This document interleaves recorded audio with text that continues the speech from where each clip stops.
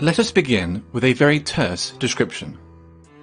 Cultural Marxism is a broad term which refers to the advocacy and application of critical theory, and more generally to the cultural, political, and academic influence of certain elements within the contemporary left. The roots of cultural Marxism are to be found in what is commonly known as the Frankfurt School. The term arose informally to describe the thinkers affiliated or merely associated with the Frankfurt Institute for Social Research at the Goethe University in Frankfurt, Germany during the interwar period. Critical of both capitalism and Soviet socialism, they sought to address the perceived shortcomings of classical Marxism in the pursuit of societal change. Their work came to be referred to as critical theory. Defining or categorizing critical theory is exceptionally difficult, for it pertains to a broad, almost disparate set of ideas, individuals, and approaches. The underlying and enduring aspect of critical theory, common to all its offshoots, nonetheless, is the creation of interdisciplinary theories that might serve as instruments of social transformation. During the 1960s, the Frankfurt School critical theory gained traction with some segments of the left-wing and leftist thought in both Europe and North America. Today, its influence is felt throughout Western academia, dominating the social sciences and humanities. Gender studies and whiteness studies being two such examples. One of the most influential critical theorists and an original member of the Frankfurt School was Herbert Marcuse.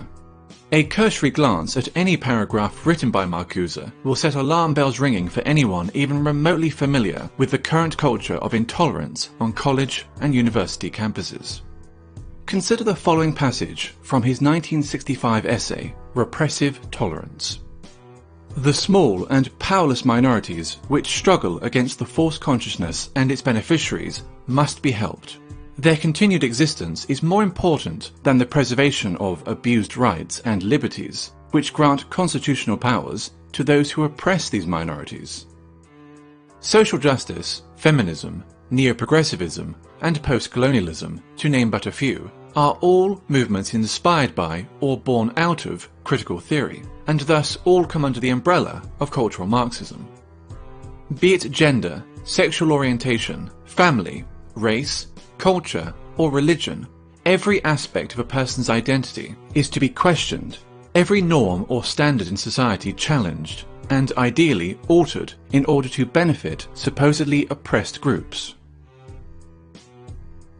Classical Marxism saw class conflict as occurring between the bourgeoisie and the proletariat, between the haves and the have-nots. Cultural Marxism views such a conflict as existing between the oppressed and the oppressors, between those with privilege and those without it. The working class has been replaced by minorities. Majority groups are typically defined as privileged and oppressive, with minority groups accordingly labelled underprivileged and oppressed. Heterosexuals are oppressive. Cisgender people are oppressive. Whites are oppressive, especially white men. Christians are oppressive. Those that do not fit into these groups are thus considered oppressed. It stands to reason, therefore, that if heterosexuals are oppressors, the solution is to encourage other forms of sexuality. If whites are oppressors, the solution is racial diversity. If cisgender people are oppressors, the solution is to encourage transgenderism. If Christians are oppressors, the solution is to propagate Islam. Theodor Adorno, another original member of the Frankfurt School, wrote a book entitled The Authoritarian Personality, in which he defines parenthood, pride in one's family, Christianity, adherence to traditional gender roles and attitudes towards sex, and the love of one's own country as pathological phenomena. This tendency to pathologize opinions and life patterns, which are not in accordance with its own political ends, is characteristic of cultural Marxism. Differing views are thus described as irrational fears or phobias. For example, a person who feels uncomfortable living as a minority in an area dominated by Muslim migrants may be decried as an Islamophobe, since wishing to live amongst those culturally and ethnically similar to oneself is considered sick and phobic. When Pakistani Muslims living in Britain, by contrast, show in-group preference, converting entire sections of a town or city into a mini Pakistan, there is no sickness, no phobia, only multiculturalism.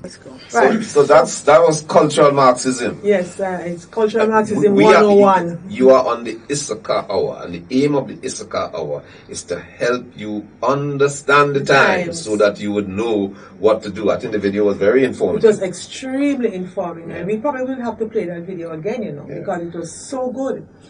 Because it certainly gave you from the ground level up an insight into this thing called cultural Marxism. And how it explains what's happening today. It explains what's happening today. One of these terms the gentleman used in the very introduction to about cultural Marxism, he referred to critical theory. Now, some viewers might not have understood that. So, and the narrator himself admitted that it was difficult to define. Yes, it is. He made a point of saying that it is a way of thinking. It's a way of thinking about social transformation. To achieve social because we're dealing with, when you have a social movement or people are doing things, it's difficult to put people into categories. And everybody might have a different take on it and so, but there is a common ground. Critical theory really is a technique that the people in the Frankfurt School developed, to basically use the word criticize or to examine in a negative way all the things we assume to be were normal. So they would say, like, somebody would say it's not telling lies is a good thing. Well, critical theory will say, well, why is that a good thing? And seek to there is objective truth. Yeah. They would say, to undermine all the assumptions. That are traditionally held. That's critical theory. And this isn't an effort to get social transformation. It must be said. So critical theory is a rethinking, a revision of the traditionally held assumptions about roles and so on. Critiquing those traditionally held assumptions in order to achieve social transformation. Absolutely. We must not forget the purpose and the objective. So something like that, we make assumption of the family is good. A man, his children, taking care of his children, he and his wife, that's good. The critical theory is sought initially to challenge that. Undo that. Is that good? What makes it good? So in order to get a social transformation. That's right. So that's critical theory, right? And that's a very important concept. That is a way of looking at what we traditionally hold to be true, undermining it, challenging it, rethinking all assumptions in order to change society. It's always in order to change society. Because remember, these people are Marxists. They want society to change. They want to change the society into their In fact, they want a reversal. They want an inversion of everything that we traditionally hold to be valuable and true. And so a lot of the current terms we hear now are outcomes of that kind of thinking. Of that kind of thinking. One of the interesting things. But he said so many interesting things in that video. So many interesting points. Well, things that pertain to what we are seeing. What we are seeing now. Again, the cultural Marxists, they use Marxism, which dealt with the oppression of the workers as opposed to the owners of production, and they generalized it to oppression within the society generally. So you have, so let's talk about religion. In Western democracies, the dominant religion is Christianity. So Christianity is oppressive. By definition. That is why, you would notice that persons who how are do you undo that? You encourage Islam. That's right. So persons who are cultural Marxists will never say anything bad against Islam. In fact, they lock you up if you say anything That's bad. right. In Canada, it's a crime now. If you say anything about it, in fact, if you even suggest that there is a division of Islam that is jihadist and that causes terror, you are an Islamophobe. And in fact, they aggressively seek to prevent any critique of Islam because Islam is oppressed. They are the minority. They are the small and powerless minority. Christianity and Christians are the oppressors. So you can say anything bad. In fact, you ought to say bad things about Christians because Christianity is oppressive. So you must undo them. And one of the ways of undoing them is to build up Islam. In a community. And that's what's happening in the United States. United States, France, Belgium, Canada, That's all right. these countries. All these countries, because they are undoing Christianity deliberately, yeah, and building up Islam deliberately, and punishing Christians for critiquing Islam. That's right. And so the video very aptly showed several examples of this oppressed, heterosexual, and the remedy. If you're heterosexual, you're a member of the oppressor class. That's right. In fact, that's why we have a Caribbean vulnerable society, because what makes them vulnerable?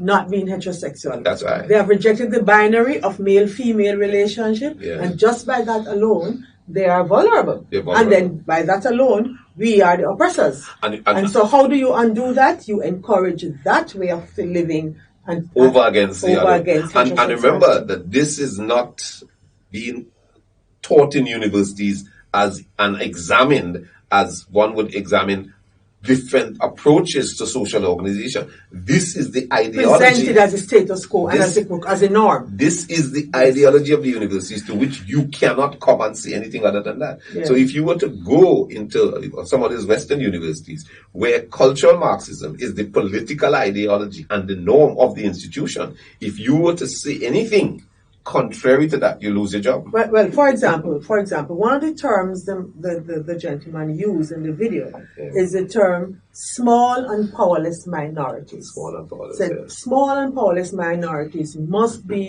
protected from the powerful oppressors. Yeah.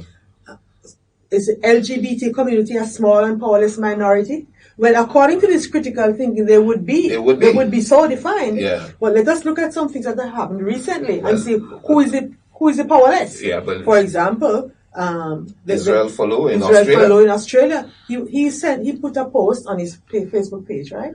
Social media, Twitter, social media, and he said, "Hell awaits." Yeah. He made a long list of people that, in his opinion, adulterers, hell awaited them. Homosexuals, liars, fornicators, adulterers. Standard thing.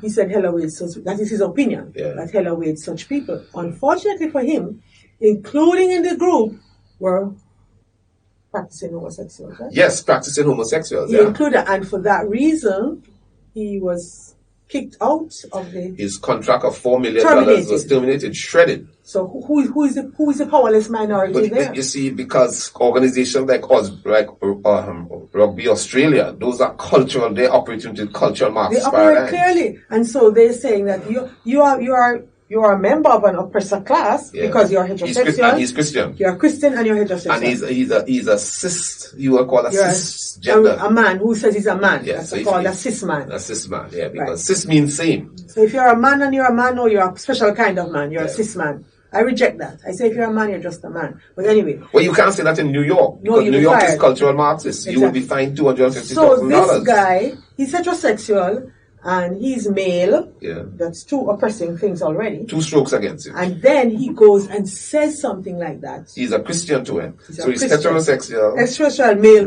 Christian. 3 strikes. 3 strikes. He's out. So he's out. Right. 3 strikes and you're out. So you ask ladies and gentlemen, we just want to repeat this. This is the tyranny. This is, we all know about communism, People can identify economic communism easily because they say, they remember the Soviet Union. But people don't recognize that there is another type of communism. It's called cultural communism. And it is spreading its wings and oppressing and suppressing freedoms. And suppressing Christianity exactly like economic communism did, because it has its same root. It's a root from the same tree. Okay, so Felix Ngoli. Yeah. He was a student in Sheffield. Yeah. And he put something on his Facebook page. Very offensive in our day to say that marriage is between a man and a woman. He implied that. Well, the cultural Marxists. I call them communism. They are communists. So Sheffield would have none of that, and they kicked him out for saying that. Sheffield is a cultural communist organization. And we could name university after university. In our own university, a professor, Professor Bain, of infectious diseases, because he went to court and spoke the truth about certain male homosexual practice and the outcomes. Well, and the communities that he was vulnerable, that he was speaking quote unquote against, because he was saying their behaviors led to so and so outcome. They were vulnerable. They call themselves vulnerable minorities. So therefore, he, as a cis heterosexual Christian, was 3 fired. strikes. Was fired. He was out. Cultural Marxism, communism. So, and for example, if you want to have carte blanche, that means you can do anything you want. Yeah. If you're in a university and you want carte blanche, freedom to do and say whatever you want to do and say, and you are black, lesbian, and female, no one can touch you. Yeah. You could do whatever you want, say whatever you want, and if they come close to you to even criticize you, you immediately say, I'm aggressed. I'm a victim of aggression. Whether it is I think they call it microaggression. It's a microaggression. Because if you're a black, lesbian woman, that's 3 ins. But, and you are protected on all 3 of those grounds. And so nobody can safely or with impunity criticize you. Don't mention they cannot fire you. Because immediately somebody tries to fire you for whatever you do, there it is. It's because you're black, it's because you're female, it's because you're lesbian. So on the one hand, this kind of thinking, and I repeat, is to achieve social transformation. And we see those societies transformed. Where certain groups now have all the power. They can do whatever they want, and you cannot touch them. And certain other groups can do nothing, cannot even speak their minds. That's right. Or else they'll be threatened. So this is communism. It's cultural communism. People are not recognizing it as such, but that is what it is. Now, the point to be made is this, that while this is happening and society is being transformed. It is being transformed. Because the only analysis that is allowed in the society is the cultural Marxist analysis of oppressor versus oppressed. Like, for example, you cannot, if you see blacks in America not having the outcomes you'd want them to have, if you start saying, well, maybe it might be... What about your family structure? Family structure, fatherlessness. Oh, no, racist. It's racist, because the only analysis that will be allowed to determine what's happening in a situation is in the context of group oppression. So blacks don't do as well because of racism. Yes, any other analysis is racist. Yes. Looking at any other factors that may be involved in blacks not doing as well is racist. So if a black man has 40 baby mothers, takes drugs, stays on the street corner, drops out of school, and you say, well, your family structure needs to be better, then that's a racist comment. No. If a man goes into a workplace and says Allah Akbar and shoots up the whole place and kills 15 people, and you say, well, it was a Muslim man who went in and did that. That's Islamophobic. That's Islamophobic. Although the man was saying Allah Akbar and killing people, and you just say, well, he was a Muslim.